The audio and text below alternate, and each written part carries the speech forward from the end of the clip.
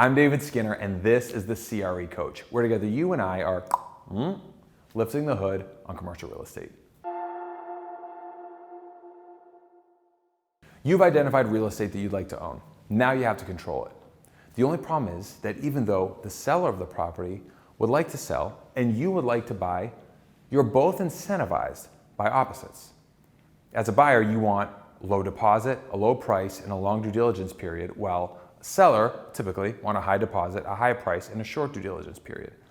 You want to carefully craft your offer in a way that the seller will obviously want to do business with you. So here's what you need to know in order to do that. Number one, we'll look at the process of buying commercial real estate from start to finish. Number two, what makes a strong purchase offer. Number three, questions to ask that will help you read the seller. And number four, we'll look at common mistakes in writing offers. There are 5 typical phases in the process of buying commercial real estate, from the initial showing to closing. Negotiating the offer, negotiating the purchase and sale agreement, the due diligence period, the permitting period, and closing. Each phase will take a different amount of time depending on the type of property in the market. Ask your real estate agent what's reasonable in your situation. Many buyers write offers to be non-binding, but a binding offer may be more advantageous in some cases, or you have reason to believe the seller may change his or her mind before you get to a purchase and sale. Depending on the complexity of the purchase and sale agreement, sometimes called the PNS or PSA, may take anywhere from a couple weeks to sometimes many months to get it wrapped up. The due diligence period is a specific amount of time a buyer is able to do an environmental, septic, or roof report to see what they're buying. Most purchase and sale agreements are written in a way that gives the buyer the unilateral opportunity to walk away from the deal and get the initial deposit refunded if something uncovered in due diligence is not satisfactory. The permitting period is applicable to buyers who have a use that demands a longer period of time to get approved than the due diligence period allows.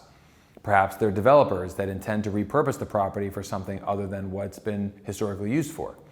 If a buyer has a use for a site that will keep the seller from closing as quickly as they would like, buyers will sometimes pay a monthly premium for keeping the property off the market.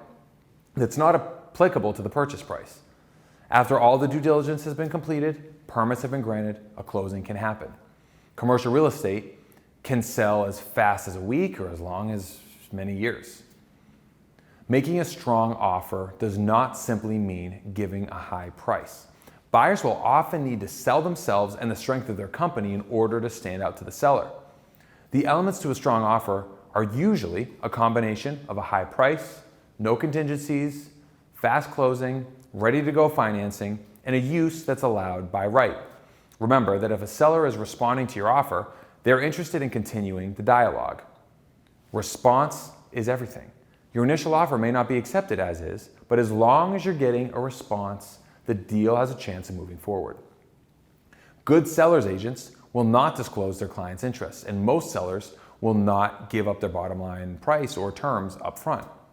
A few questions to get a read on what the seller is really thinking are some of these. Number one, you could ask, what offers have you turned down already? Number two, you could ask, would we get a response at X price? Or after finding out what the seller paid for the property, you could ask what they invested into it since purchasing in order to find out what they may need to recuperate. Number four, you could check if there's any outstanding mortgage on the property because the seller may have recently refinanced, which would give the buyer an idea about what they again would need to get out of it to make a sale worth it. The first mistake that buyers make that you should avoid is approaching a commercial transaction like a residential one by using residential terms, offer sheets, or templates, or even using a residential agent. The unfortunate reality is if a seasoned commercial listing agent takes a call on a property from a residential agent, they'll often assume, many times rightfully so, that the residential agent is not experienced in the commercial business and will get taken advantage of in the negotiation process.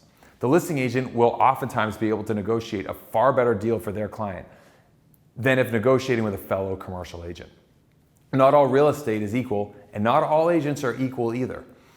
Mistake number two is talking about how coming up with a down payment will be a struggle, because that does not instill confidence in the seller that a buyer will get the deal done.